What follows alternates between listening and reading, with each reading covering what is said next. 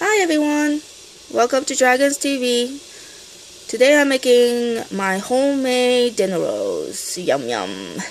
So here I have 3 steps. The first one here is 1/4 cup of warm temperature water, room temperature. And then here I have 2 1/4 cup of double acting yeast. And here I have 2 teaspoons of sugar.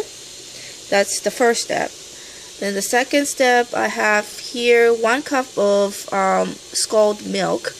Scald meaning when you put it into the pot to warm it up, it just bubble a little bit at the edge of the pot.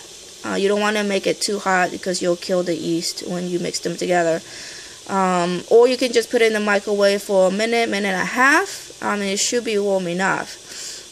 Then here I have 1/4 cup of melted butter, 1/3 cup of sugar, and 1 teaspoon of salt.